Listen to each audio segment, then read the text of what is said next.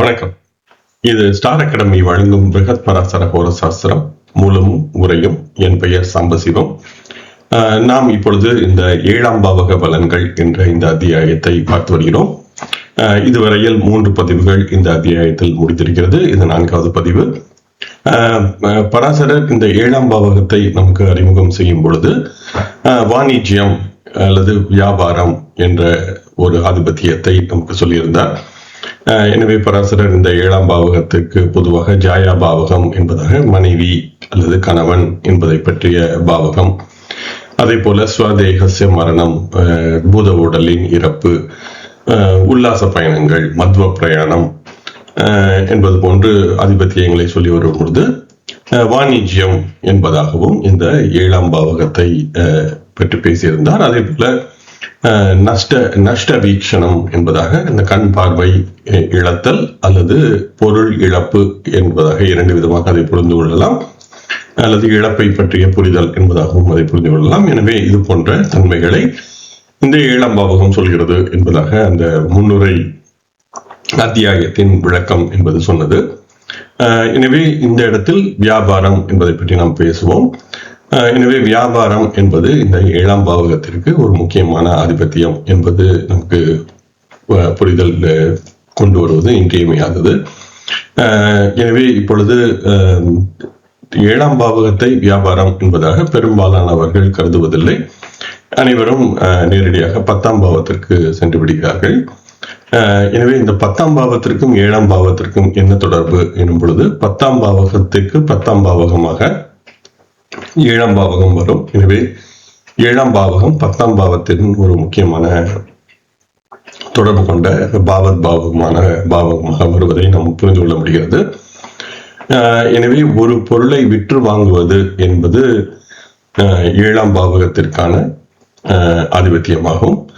அதுவே நாம் செய்கின்ற கர்மா அல்லது ஒருவரிடம் சென்று பணிபுரிகின்ற தன்மை, அல்லது நம்முடைய ஒரு பொருள் என்பது இல்லாமல் நம்முடைய அறிவை கொடுத்து பணம் பெறுவதோ, அல்லது நம்முடைய உடல் உழைப்பை தந்து பணம் பெறுவதோ, அல்லது அறிவுரைகளை தந்து அதன் மூலம் நாம் பணம் பெறுவதோ, இதெல்லாம் 10ஆம் பாவகத்தை குறிக்கும் என்பதாக நான் புரிந்து கொள்கிறேன். ஆனால் ஏதேனும் ஒரு பொருளை, அது எந்த பொருள் என்பதாக வேண்டுமானாலும் இருக்கலாம், ஏதேனும் ஒரு பொருளை மாற்றி கொடுத்து அதன் மூலம் நமக்கு பணம் வருகிறது, அது நாம் செய்கின்ற தொழில் எனும் பொழுது இந்த 7ஆம் பாவகம், இந்த 10க்கு 10ஆன பாவகமான இந்த பாவகம் அதை குறிக்கிறது என்பதாகவே இந்த பராசரர் சொல்கின்ற இந்த விளக்கத்தை நான் புரிந்து கொள்கிறேன். எனவே இந்த தொழில் எனும் பொழுது அது பொருளை விட்டு வாங்குவதா, அல்லது பொருள் இல்லாத வகையில் நாம் செய்கின்ற ஏதேனும் ஒன்றா,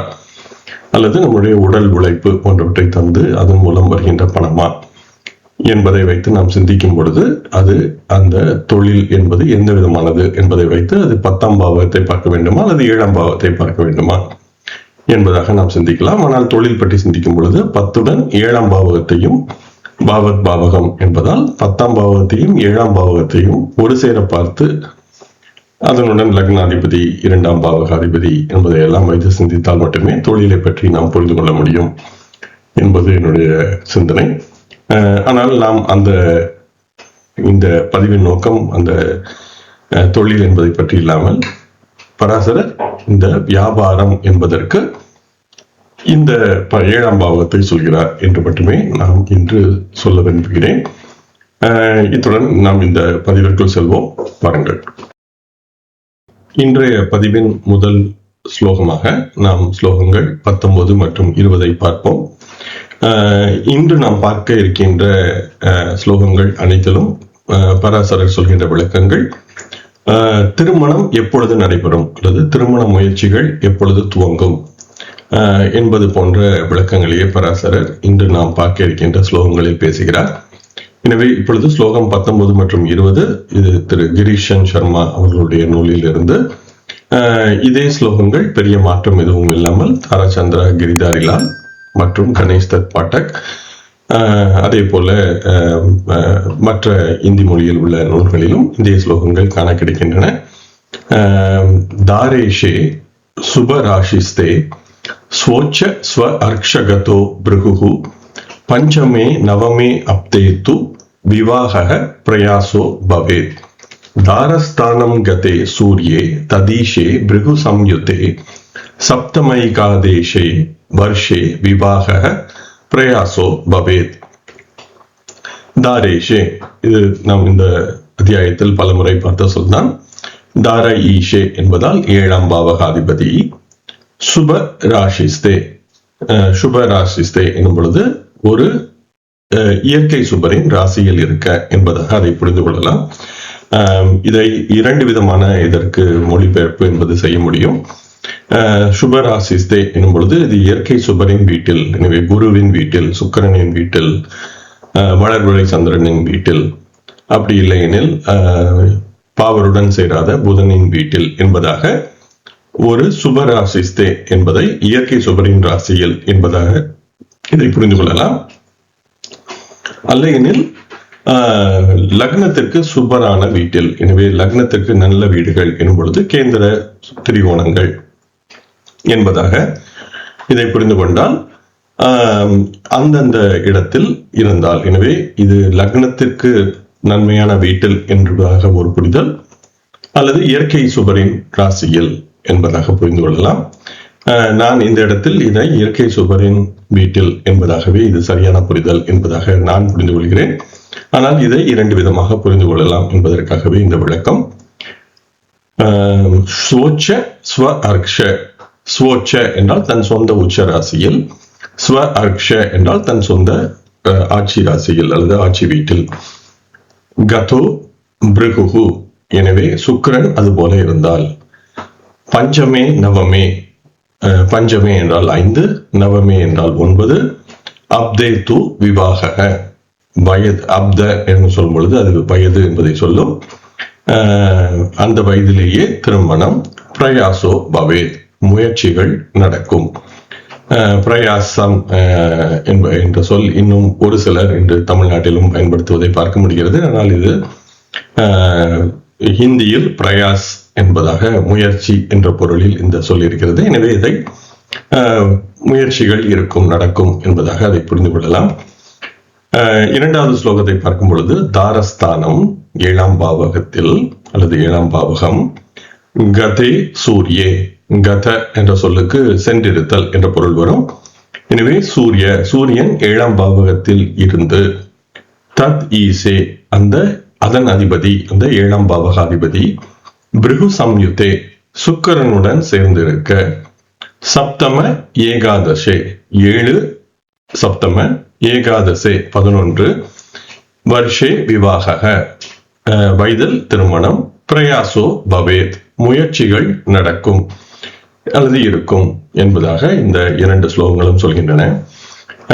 இந்த 2 ஸ்லோகங்களையும் சேர்த்து நாம் புரிந்து கொள்ளும் பொழுது ஏற்கனவே நாம் பார்த்த பல்வேறு அத்தியாயங்களில், இந்த பாவகங்கள் பற்றிய அத்தியாயங்களில் அந்த செயல் என்பது எப்பொழுது நடக்கும் என்பது பற்றிய விளக்கங்கள் சொல்லப்பட்டன. ஒரு குறிப்பிட்ட வயதில் நடக்கும் என்பதாக. எனவே இந்த அத்தியாயத்திலும் அந்த தன்மை என்பது தொடர்கிறது. நான் ஏற்கனவே சொன்னது போல என்னுடைய இப்பொழுதைய சிந்தனை அது குருவின் சுழற்சியை வைத்து இந்த வயது என்பது பேசப்படுகிறது என்பதாக நான் புரிந்து கொள்கிறேன். ஆனால் ஏன் இந்த வயது என்பது பற்றிய விளக்கம் என்பது எனக்கு இன்னும் தெரியவில்லை. எனவே இதையெல்லாம் நாம் ஜாதகங்களில் முழுமையாக ஆராய்ந்து பார்த்தால் மட்டுமே இது பற்றிய விளக்கம் என்பது நமக்கு தெரிய வரும். எனவே இது ஒரு நீண்ட ஆராய்ச்சியாக இருக்கும். எனவேதான் இது ஏன் இந்த வயது மட்டும் சொல்லப்படுகிறது என்பதற்கான முழுமையான விளக்கம் என்னிடம் இல்லை. இந்த முதல் ஸ்லோகத்தை பார்க்கும் பொழுது 7ஆம் பாவகாதிபதி ஒரு இயற்கை சுபரின் வீட்டில் இருக்க வேண்டும். சுக்கிரன் தன் உச்ச அல்லது ஆட்சி ராசியில் இருக்க வேண்டும். எனவே இந்த 2 நிபந்தனைகளும் இருந்தால், எனவே இது நாம் பொதுவாக என்ன சொல்கிறோம் என்றால், அந்த பாவகாதிபதி வலிமை என்பதாக பொதுவாக நாம் புரிந்து கொள்கிறோம். அல்லது பாவகாதிபதிக்கு சுபர் தொடர்பு என்பதாக அந்த பாவகாதிபதிக்கு சுபர் தொடர்பு இருக்க, சுக்கிரன் தன் உச்ச அல்லது ஆட்சி ராசியில் இருந்தால், எனவே பாவகமும் வலிமை அல்லது பாவகாதிபதி வலிமை, காரகனும் வலிமை என்பதாக இதை புரிந்து கொண்டால், அவருக்கு மிகச்சிறிய வயதிலேயே திருமண முயற்சிகள் நடக்க துவங்கும் என்பதாக இந்த ஸ்லோகம் சொல்கிறது. இந்த பகுதியில் நாம் பார்க்க இருக்கின்ற ஸ்லோகங்களில் 2 விதமான ஸ்லோகங்கள் இருக்கின்றன.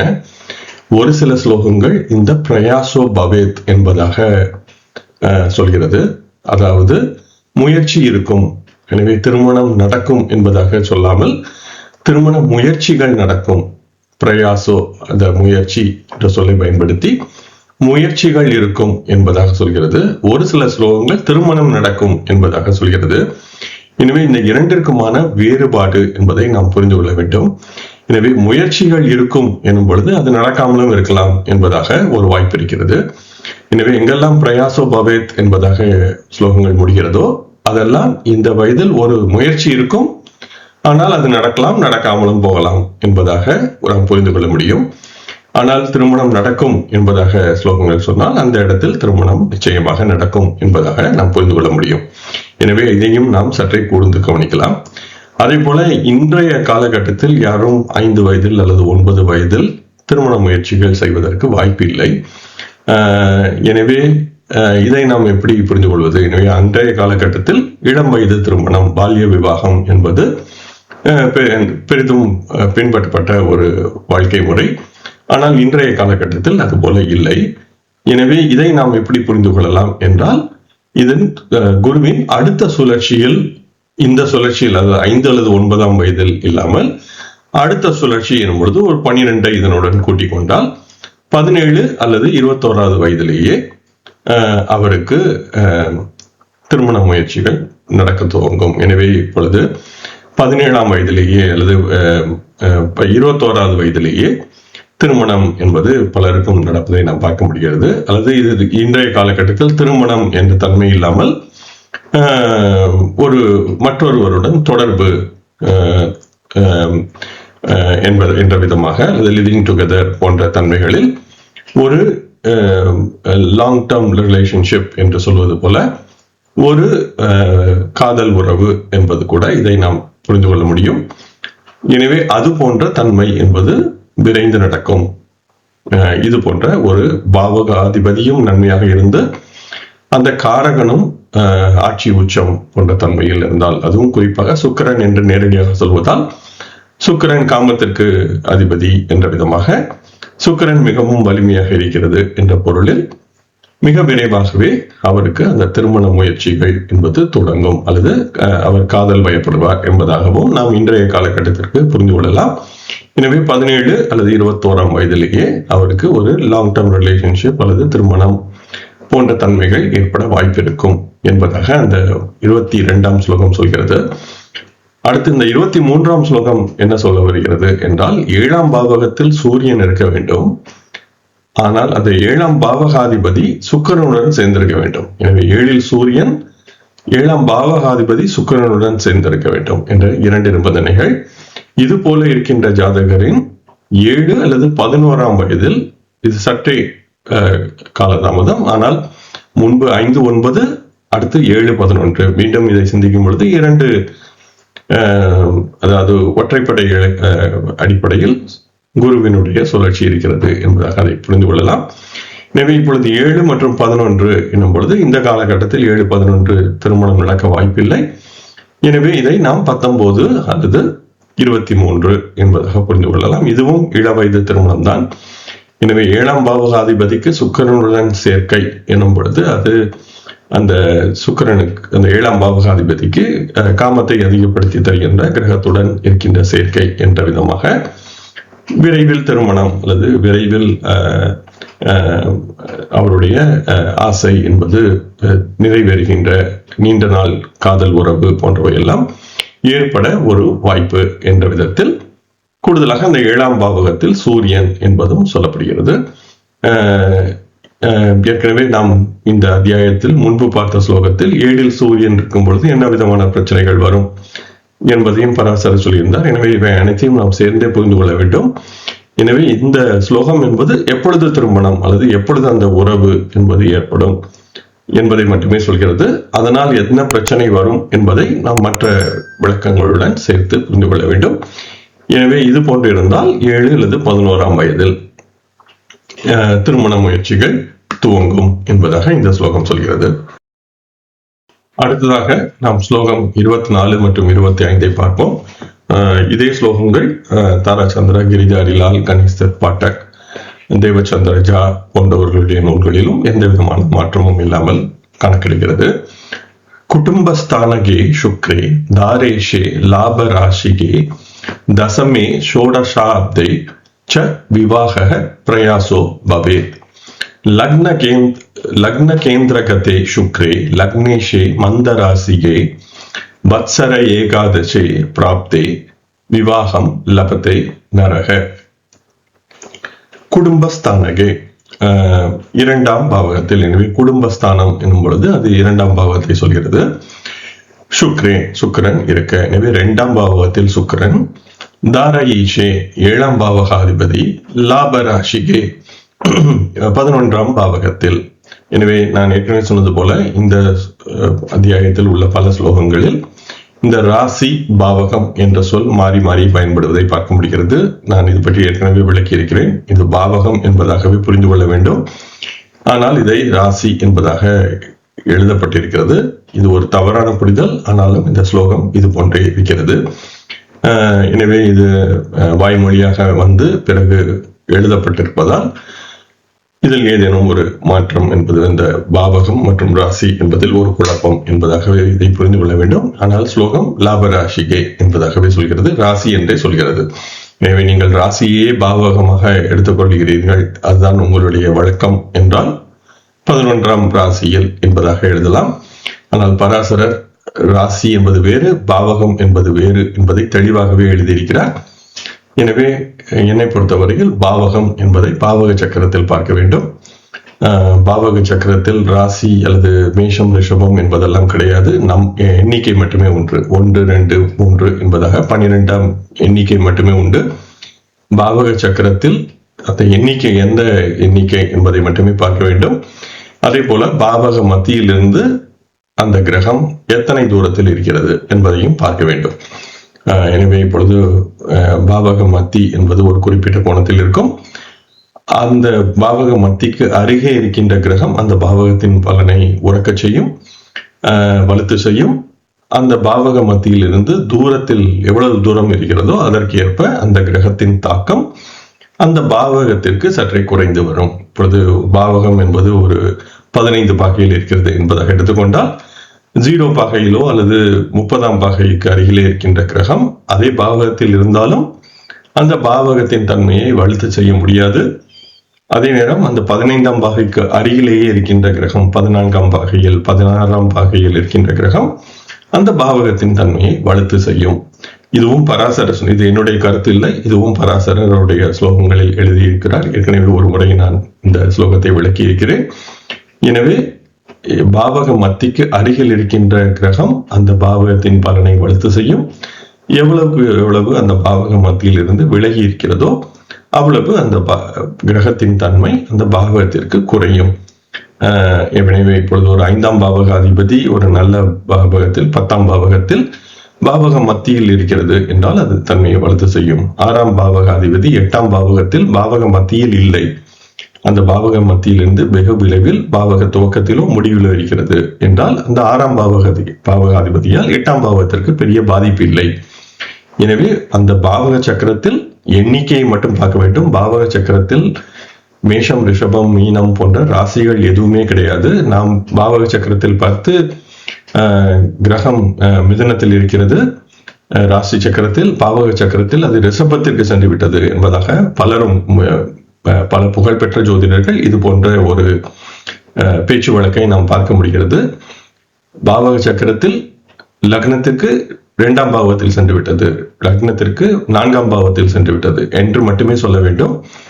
அது மிதுனத்தில் இருக்கிறது ரிஷபத்துக்கு சென்று விட்டது, அல்லது கடகத்தில் இருக்கிறது சிம்மத்திற்கு சென்று விட்டது என்பது போன்று சொல்லக்கூடாது. ஏனெனில் பாவக சக்கரத்தில் ராசிகள் கிடையாது, மேஷம், ரிஷபம் என்று எதுவுமே கிடையாது, எண்ணிக்கை மட்டுமே உண்டு.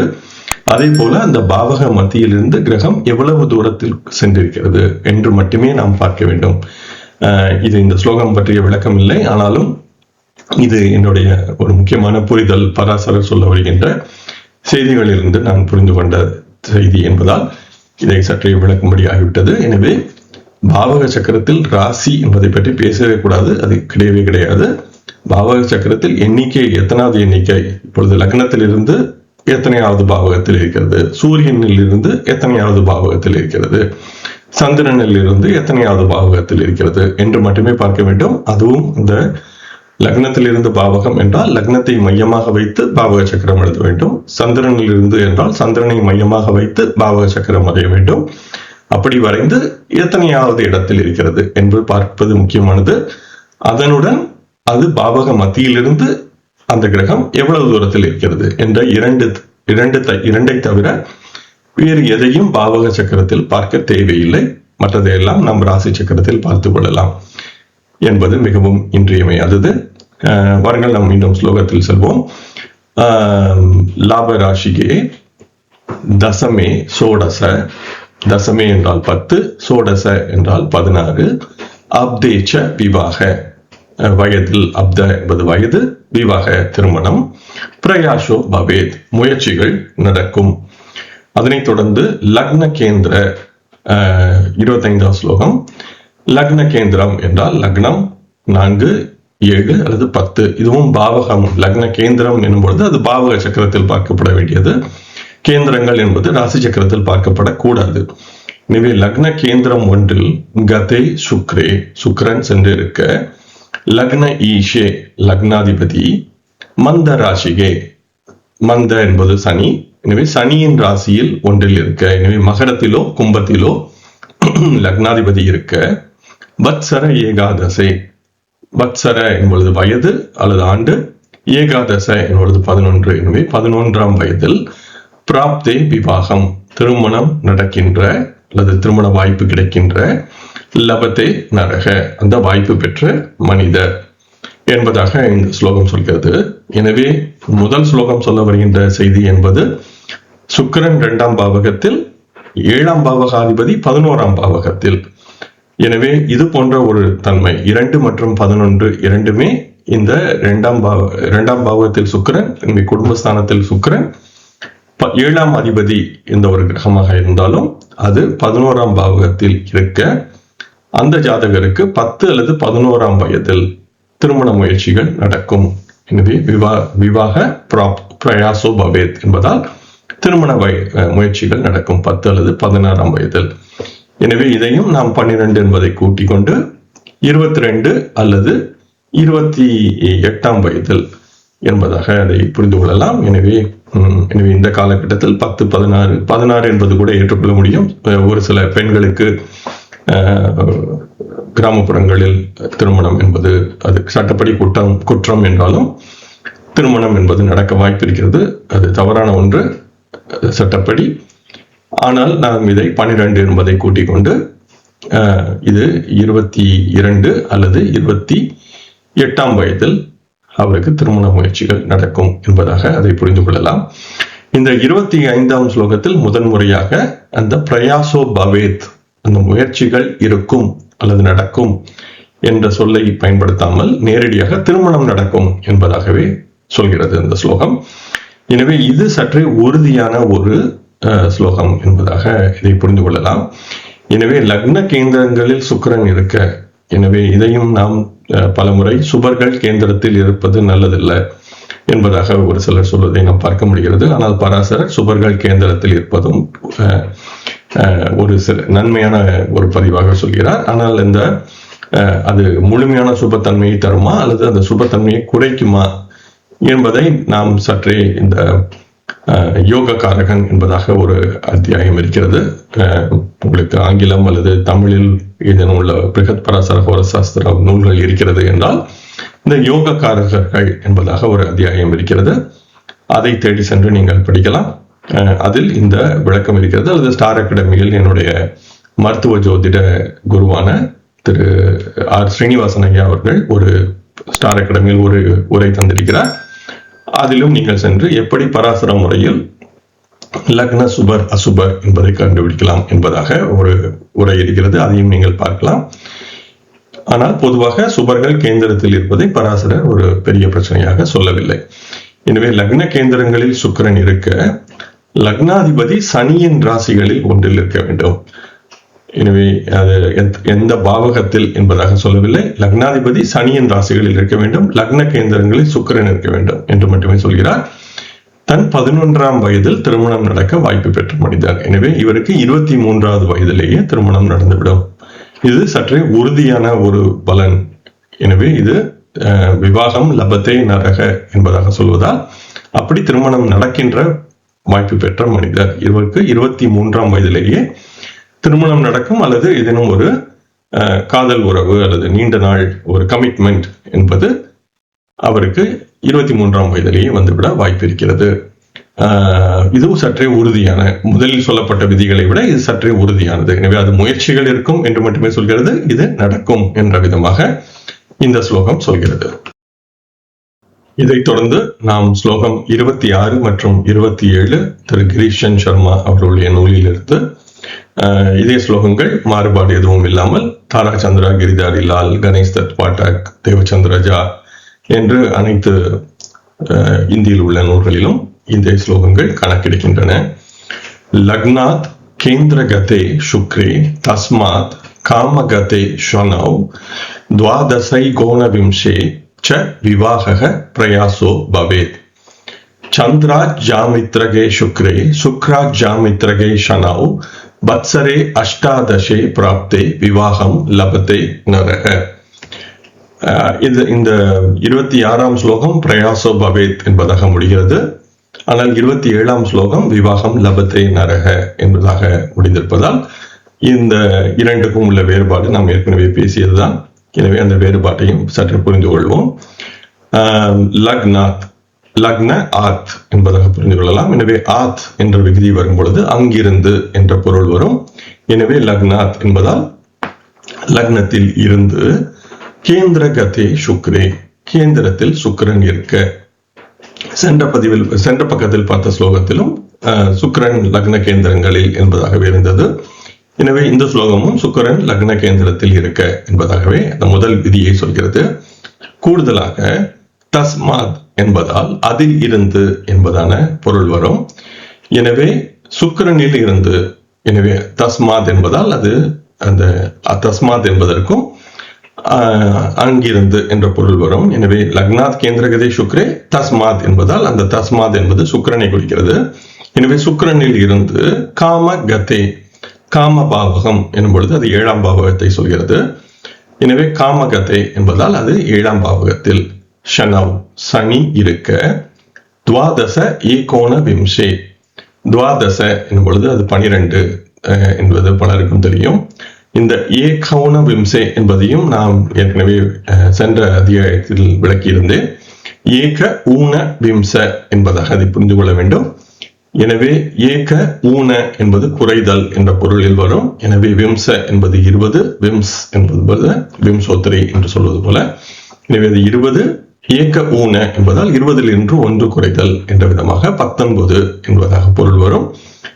விவாக திருமணம், பிரயாசோ பவேத் முயற்சிகள் இருக்கும் என்பதாக அந்த 26ஆம் ஸ்லோகம் சொல்கிறது. 27ஆம் ஸ்லோகத்தை பார்க்கும் பொழுது சந்திராத், எனவே அது சந்திரனில் இருந்து, ஜாமித்ரகே சுக்ரே 7ஆம் பாவகத்தில் சுக்கிரன், ஜாமித்ர என்னும் சொல்லும் பொழுது ஜாமித்ர பாவகம் என்னும் பொழுது அது 7ஆம் பாவகத்தின் இன்னொரு பெயர் ஜாமித்ர. ஜாயா பாவகம், ஜாமித்ர பாவகம் என்பதாக பல்வேறு பெயர்கள் இந்த 7ஆம் பாவத்துக்கு சொல்லப்படுகின்றன. எனவே ஜாமித்ர என்னும் பொழுது அது 7ஆம் பாவத்தை சொல்லும். எனவே சந்திரனில் இருந்து 7ஆம் பாவகத்தில் சுக்கிரன், சுக்ராத் சுக்கிரனில் இருந்து ஜாமித்ரகே ஷனவ் 7ஆம் பாவகத்தில் சனி. சந்திரனிலிருந்து 7இல் சுக்கிரன், சுக்கிரனில் இருந்து 7இல் சனி. வத்சரே அஷ்டாதசே, வத்சரே என்னும் பொழுது அது வயது என்பதை சொல்லும்.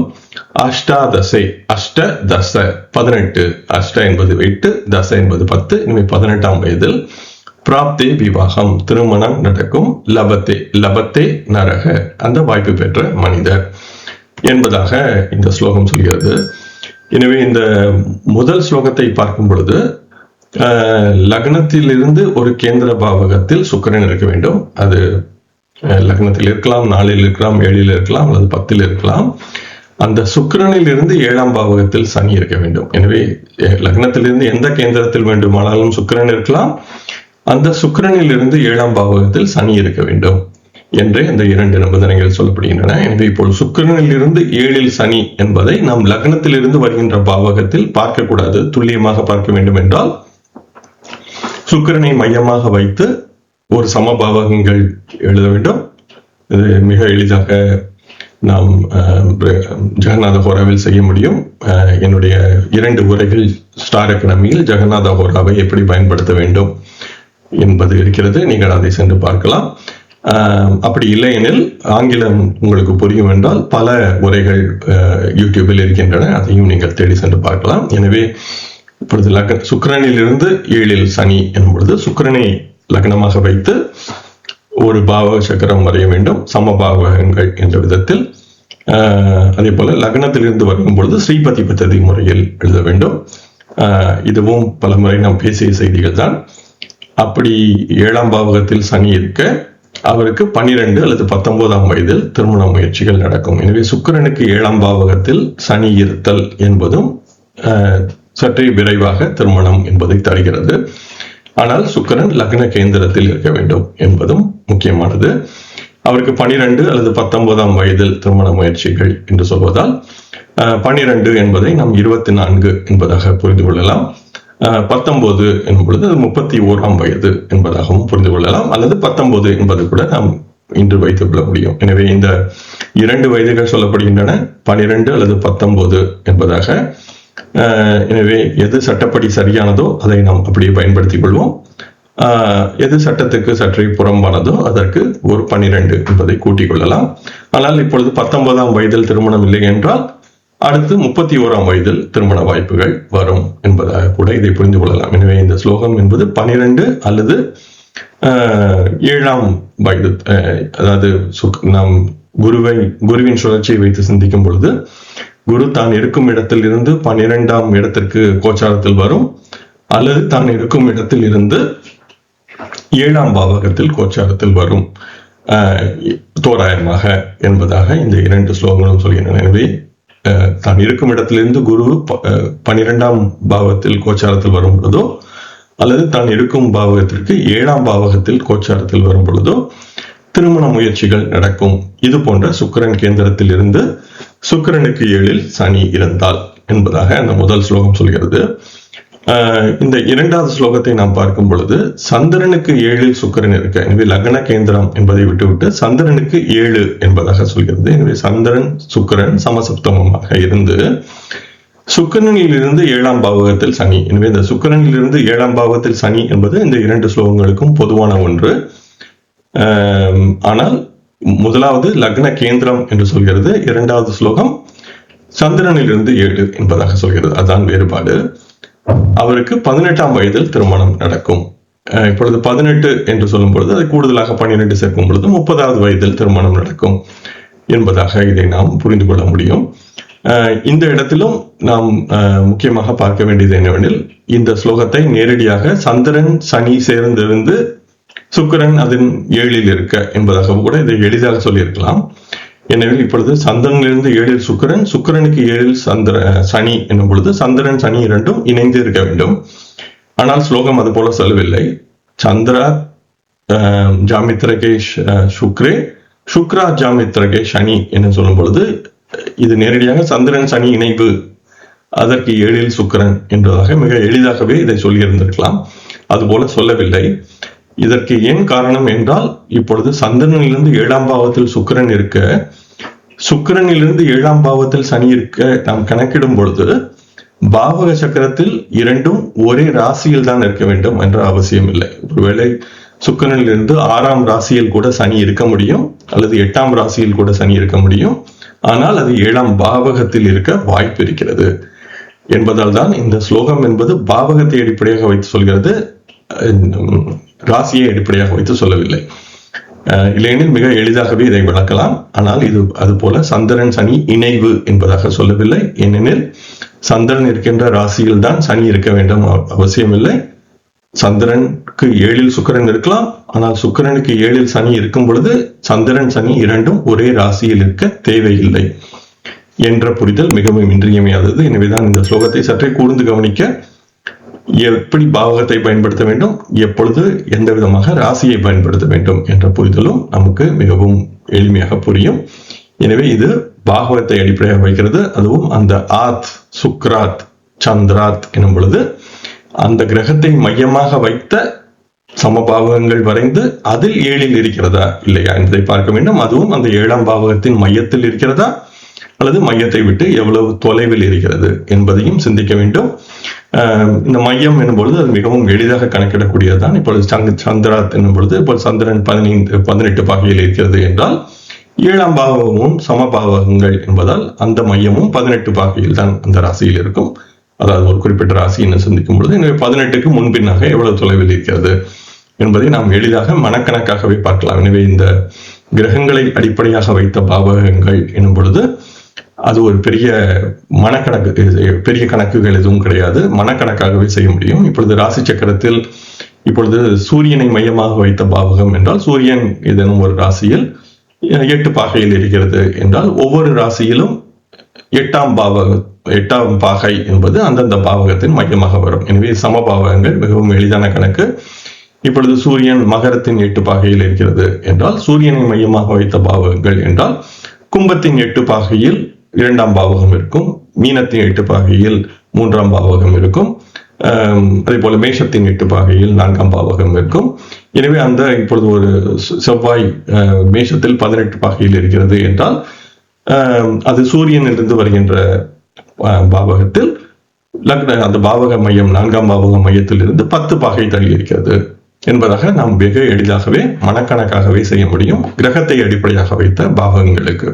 ஆனால் லக்னத்தை அடிப்படையாக வைத்த பாவகங்கள் சம பாவகங்களாக இருக்காது, அது ஸ்ரீபதி பத்தி முறையில் இருக்கும். எனவே அதை சற்று நாம் துல்லியமாக கணக்கிடுவதற்கு ஜெகநாத ஹோரா போன்ற மென்பொருளையை பயன்படுத்த வேண்டும். ஆனால் கிரகத்தை அடிப்படையாக வைத்த பாவகங்கள் எனும் பொழுது மனக்கணக்கு தான் தேவை. சற்றே பழக்கப்படுத்திக் கொண்டால் மிகவும் எளிதாகவே எந்த பாவகத்தில் எத்தனையாவது பாவக மையத்திலிருந்து எவ்வளவு தொலைவில் இருக்கிறது என்பதை மிகவும் எளிதாகவே சிந்திக்க முடியும். கணக்குகள் எதுவும் தேவை இருக்காது. எனவே இந்த புரிதல் என்பது இன்றியமையாதது. எனவே அந்த சந்திராத் ஜாமித்திரகே சுக்ரே, சுக்ரா ஜாமித்திரகே சனி என்ற புரிதல் என்பது மிகவும் இன்றியமையாதது என்பது என்னுடைய சிந்தனை.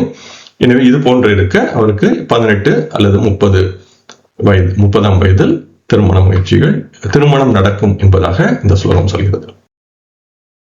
தொடர்ந்து நாம் ஸ்லோகங்கள் 28 மற்றும் 29 பார்ப்போம். இதே ஸ்லோகங்கள் பெரிய மாறுபாடு எதுவும் இன்றி சாரா சந்திரா கிரிதாரி லால் கணேஷ் தத் பாட்டக் மற்றும் தேவச்சந்திரஜா என்ற அனைத்து நூல்களிலும் இதே ஸ்லோகங்கள் காண கிடைக்கின்றன. தனேஷே லாபராசிஸ்தே லக்னேஷே கர்ம ராசிகே அப்தே பஞ்சதசே பிராப்தே விவாகம் லபதே நரக. தனேஷே லாபராசிஸ்தே லாபேஷே தனராசிகே அப்தே திரையோதசே பிராப்தே விவாகம் லபதே நரக. தனேஷே என்றால் 2ஆம் பாவகாதிபதி, தனாதிபதி என்பதால் அது 2ஆம் பாவகாதிபதி. லாபராசிஸ்தே 11ஆம் பாவகத்தில் இருக்க, ராசி என்பதாக எழுதப்பட்டுள்ளது, நாம் பாவகம் என்பதாக புரிந்து கொள்கிறேன். எனவே 2ஆம் அதிபதி 11ஆம் பாவகத்தில் இருக்க, லக்ன ஈஷே லக்னாதிபதி கர்ம ராசியே 10ஆம் பாவகத்தில் இருக்க,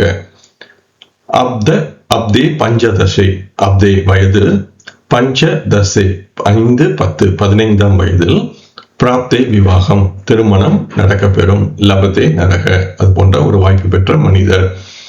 இதுவும் அந்த பிரயாசோ பவேத் என்பதாக சொல்லாமல் விவாக பிராப்தே லபதே நரக என்பதாக சொல்கிறது. அடுத்ததாக தனஈஷே தனாதிபதி 2ஆம் பாவகாதிபதி, லாபராசிஸ்தே 11ஆம் பாவகத்தில் இருக்க, லாபேஷே 11ஆம் பாவகாதிபதி, தனராசிகே 2ஆம் பாவகத்தில் இருக்க. எனவே இது 2-11 பரிவர்த்தனை என்பதாக இதை எளிதாக புரிந்து கொள்ளலாம். ஆனால் இது இந்த பாவகம் என்று சிந்திக்கும் பொழுது அது பரிவர்த்தனையாக இருக்க வேண்டும் என்ற தேவையில்லை. சில நேரங்களில் பரிவர்த்தனை இல்லாமல் கூட இந்த வாய்ப்பு இருக்கிறது.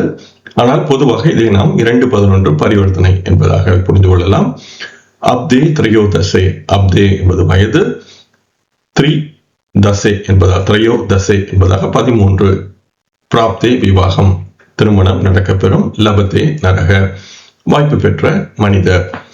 எனவே இந்த ஸ்லோகமும் சற்று எளிதான ஒன்றுதான். முதல் ஸ்லோகம் 2ஆம் பாவகாதிபதி 11ஆம் பாவகத்தில், லக்னாதிபதி 10ஆம் பாவகத்தில். எனவே 2ஆம் அதிபதி 11 லாப பாவகத்தில், லக்னாதிபதி 10ஆம் பாவகத்தில் இருக்க. எனவே இப்பொழுது திருமணம் என்பதை சிந்திக்கும் பொழுது இந்த 10ஆம் பாவகத்திற்கும் ஒரு முக்கியமான தொடர்பு இருக்கிறது என்பதை நாம் இங்கு சிந்திக்க முடியும். எனவே 10ஆம் பாவகம் என்பது பராசரர் பெரிய முயற்சிகள் என்பதாக சொல்கிறார். அல்லது என்னுடைய குருவான திரு நாகராஜன் ராமசாமி இதை வியோம பாவகம் என்பதாக பராசரர் சொல்கின்ற ஒரு சொல்லை பயன்படுத்தி பேசுவார்.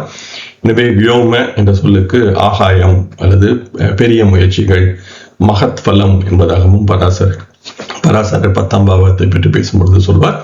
எனவே இந்த மகத் பலம் என்னும் பொழுது வாழ்வின் மிகப்பெரிய முயற்சிகள் அல்லது வாழ்வின் தன்னுடைய கர்மாவின் மிகப்பெரிய வெளிப்பாடு என்பதாகவும் இந்த 10ஆம் பாவகத்தை புரிந்து கொள்ள முடியும். எனவே இந்த 10ஆம் பாவகம் என்பதை பற்றி பேசும் பொழுது அது திருமணம் என்பது ஒரு மனிதனுடைய வாழ்க்கையில் அல்லது ஒரு பெண்ணுடைய வாழ்க்கையில் ஒரு மிகப்பெரிய ஒரு செயல் அல்லது ஒரு தன்னுடைய கர்மாவை முழுமையாக நிறைவேற்றுகின்ற ஒரு முக்கியமான செயல். எனவே நான் திருமணத்தையும் பிராரப்த கர்மாவின் ஒரு பகுதியாகவே பார்க்கிறேன். எனவேதான் இந்த திருமணம் அல்லது திருமண பொருத்தம் என்பது பற்றி எந்த மூல நூலும் பேசவில்லை. நான் மூல நூல் என்று சொல்லும் பொழுது பராசர சாஸ்திரம் அல்லது ஜெய்மினி மகரிஷியின் உபதேச சூத்திரம் போன்ற நூல்கள் திருமண பொருத்தம் என்பதை பற்றி பேசவில்லை. எனவேதான் இது என்னுடைய புரிதல் என்னவென்றால், திருமணம் என்பது பிராரப்த கர்மாவின் ஒரு பகுதி. எனவே பிராரப்தம் என்னும் பொழுது அதை மாற்றுவது என்பது நம்முடைய கர்மாவால், நம்முடைய செயலால் இயலாது. எது எப்படி நடக்க வேண்டுமோ அது அப்படியே நடக்கும். ஆகமி கர்மா அல்லது கிரியாமன கர்மா என்னும் பொழுது அதை நாம் மாற்ற முயற்சிக்கலாம். எனவே பிராரப்த கர்மாவின் பகுதியாக ஒன்று நடக்க வேண்டும் என்றால் அது எப்படி நடக்க வேண்டுமோ அப்படியே நடக்கும் என்பதாகவே நான் புரிந்து கொள்கிறேன்.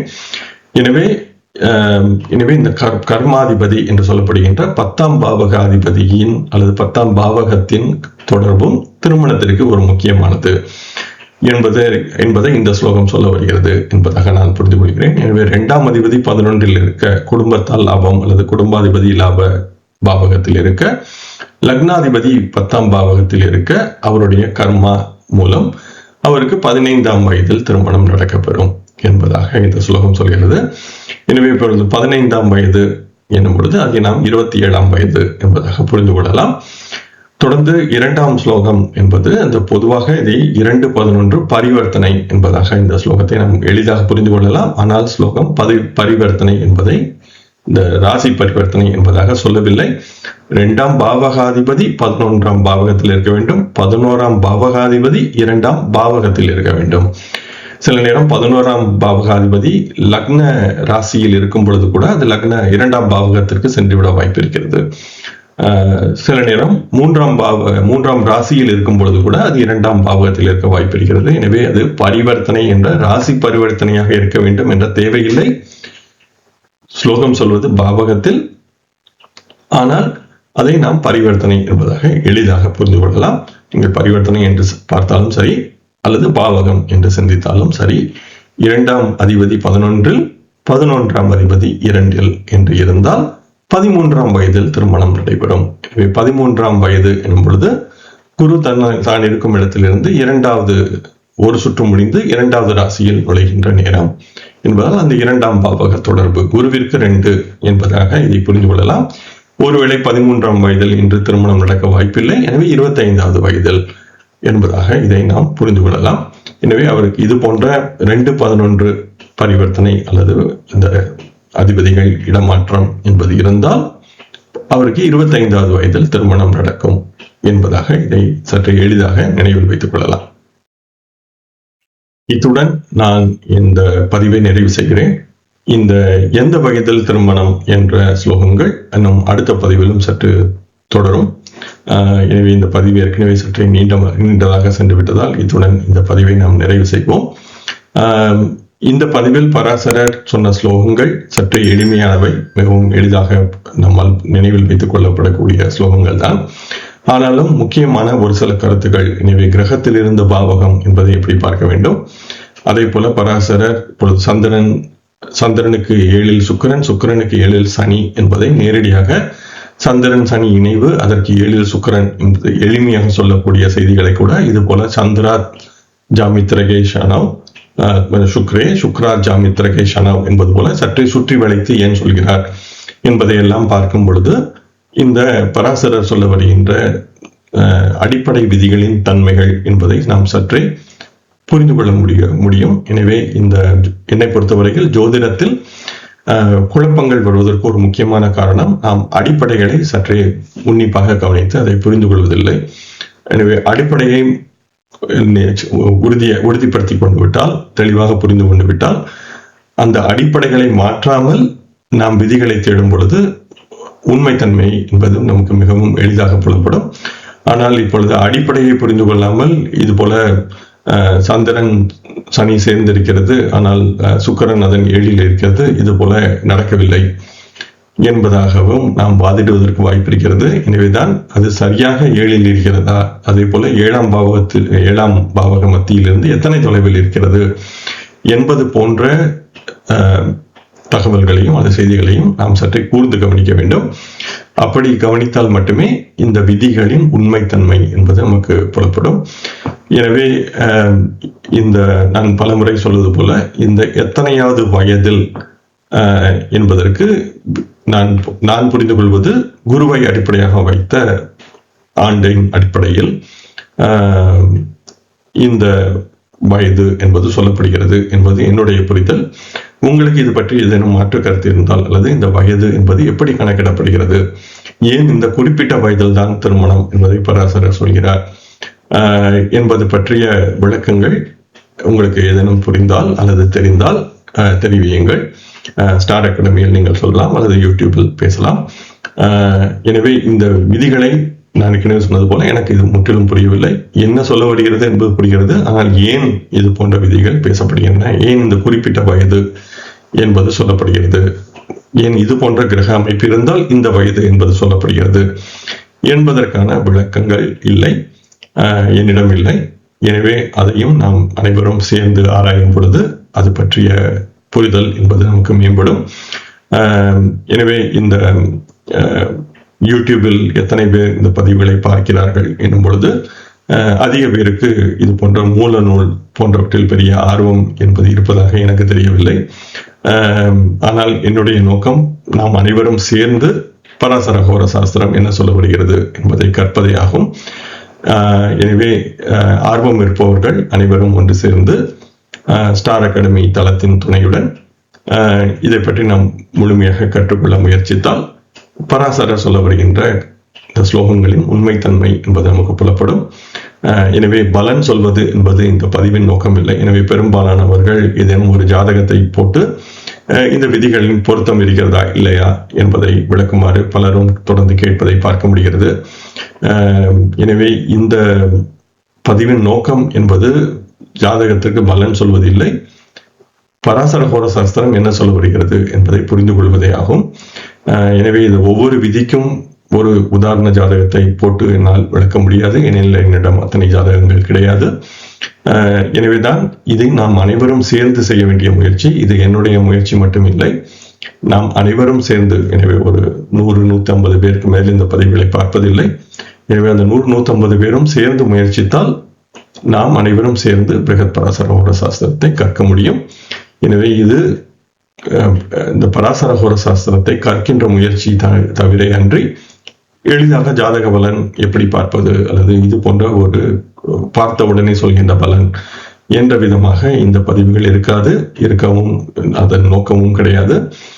எனவே இது நாம் அனைவரும் சேர்ந்து பராசரர் சொல்ல வருகின்ற உண்மைத்தன்மை என்ன என்பதை தேடுகின்ற முயற்சி தான் மட்டுமே அன்றி நாம் அனைவரும் சேர்ந்து இதை கற்போம். எனவே என்னால் இது போன்ற ஜாதகங்கள் இருந்தால் என்னிடம் இருந்தால் நான் அதை பற்றி நிச்சயம் பகிர்கிறேன். ஆனால் அனைத்து விதிகளுக்கும் உதாரண ஜாதகம் என்பது என்னால் தர முடியாது, எனக்கு அந்த நேரமும் இல்லை. எனவே இந்த பதிவில் நாம் பார்த்த ஸ்லோகங்களை சற்றே நாம் அசை போட்டு பார்த்தால், நாம் அனைவரும் சேர்ந்து முயற்சித்தால் பராசரர் சொல்ல வருகின்ற உண்மைத்தன்மை என்பது நமக்கு புலப்படும். வாருங்கள், நாம் தொடர்ந்து இந்த பயணத்தில் தொடர்வோம். என்னுடன் இணைந்து நீங்கள் அனைவரும் இந்த பிருகத் பராசர ஹோர சாஸ்திரம் என்ற மிகவும் முக்கியமான மூல நூலை கற்கின்ற இந்த முயற்சியில் இணைந்து தொடர்ந்து பயணித்து வருவதில் மிக்க மகிழ்ச்சி. வாருங்கள், தொடர்வோம். நன்றி, வணக்கம்.